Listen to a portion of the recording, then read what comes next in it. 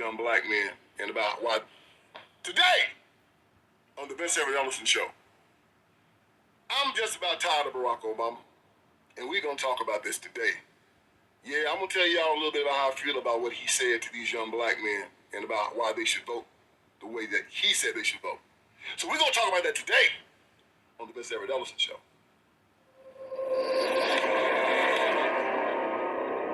All right, let's get this thing started.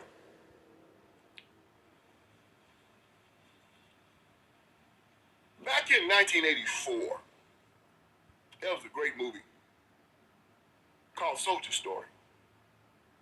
Yeah, mostly an all-black cast, and it was directed by this gentleman by the name of Norman Jewison.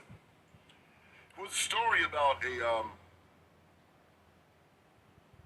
sergeant who was murdered.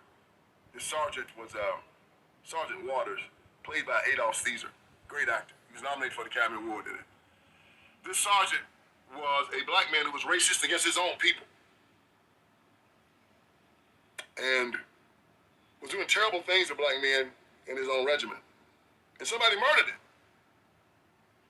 I want to make this absolutely positively clear. I'm not advocating for violence. I'm not advocating for murder. I'm not advocating for any of that against anybody, anywhere. I'm just going to tell you the plot of the story. Tell you a story within the movie. Don't think I'm advocating for violence, y'all. I'm not advocating for violence. And anybody that says that Vince Ellison is advocating for violence, they lied on me, okay? We got that clear? Got the disclaimer? All right, let's roll. In this movie,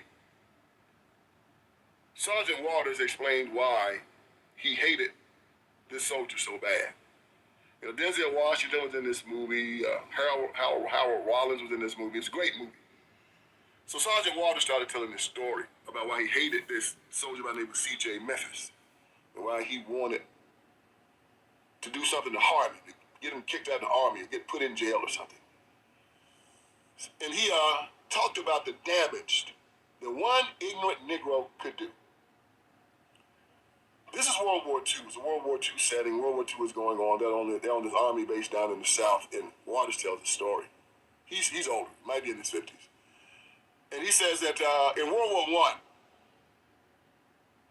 the black soldiers had done great. They won accommodations, won medals, honored, brave. They were in France. And that the white soldiers, World War I and World War II, the soldiers were all segregated. They had white soldiers and had black soldiers in different platoons and different regiments. So the white soldiers started getting jealous because some of the white French girls started liking the black soldiers. So the white American soldiers started a rumor that the black soldiers had tails. And they found this one black soldier, paid him to tie a tail to his behind and jump around and tap dance and eat bananas.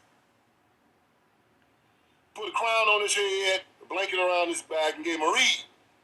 Called him Moonshine, King of the Monkeys. And those French women started thinking all black soldiers had tails and were like monkeys. And then Adolph Caesar, Sergeant Waters said, and even when we cut his throat, he was asking us what he had done wrong. They killed him for it. The damage that one ignorant Negro can do. That came to mind to me when I read that story about Barack Obama standing in front of those young black men, chastising them for not voting for Kamala Harris. Brookings reports it as this: former President Barack Obama recently caused an uproar when he called out black men for what news reports and some polling indicates as less support for Vice President Kamala Harris as a Democratic presidential nominee.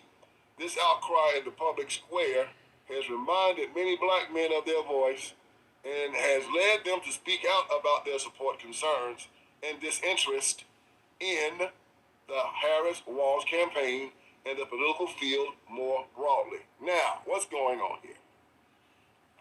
Well, according to the polls, Obama got 87% of the black male vote. And then Hillary Clinton got 82% of the black male vote. Biden got 79%. And now Kamala Harris is around 70. Some polls say she's under that. And they know they can't win. With just 70% of black men voting for them. They're going to need somewhere around 85, 90%. And they are panicking. So what did they do? They send up Barack Obama. Barack Obama gets in front of the cameras, goes in front of a bunch of black men at the Harris Walls campaign, and Barack lets them have it. He said, you Negroes better get in line. And you better vote for Kamala Harris because I told you to. And those young black men then looking all sheepish and boy, I tell you what. I give $10,000 to be in that room that day. Man, what you talking about? Barack gonna leave his $12 million mansion from the Hamptons, all of these white people, rich white folks he living around, gonna come down to where these young black men are and tell them, you gonna vote for Kamala Harris because I told you to, boy. Number one, don't nobody talk to me like that except for my daddy. And he don't look like my daddy. My dad is 82 years old, look better than Barack Obama look. He look like the Crypt Keeper. I remember Obama when he first came out, young, good-looking, handsome young man. So, oh, Obama look all right. That joker right now look like them cigarettes and liquor tan him up. It's like the painting of the portrait of Dorian Gray, Oscar Wilde. All the evil stuff that he's done is coming on him. Look like he's emaciated, skinny. And they're gonna walk in and start hollering at folks. So you better vote the way I tell you to vote. Now, why should we pay any attention to you, Barack? You were the president that started all this racial strife in America. Trayvon Martin, Michael Brown. If I had a son, he looked like Trayvon. You basically started Black Lives Matter. Started on your watch. Look at burning up stuff, fighting, acting a fool. Bringing all them hip-hop jokers to the White House. Bunch of thug rappers, ignorant. Elevated hip-hop. First president to invite like a ghetto clan, KKK to the White House. Talking about shooting police, misogyny, raping women, doing dope, cussing. You sitting there taking pictures with them, smiling. And then when our children act like they knew Obama brought to the White House, you made Joe Biden your vice president. Hell, he had to mention in. He always been crazy. It didn't matter. And then you want to walk out and tell people, you better vote the way I tell you to vote. The brothers are letting me down. The brothers? What, you a brother? You ain't no brother of mine. I got 3 brothers. You don't look like either one of them to me.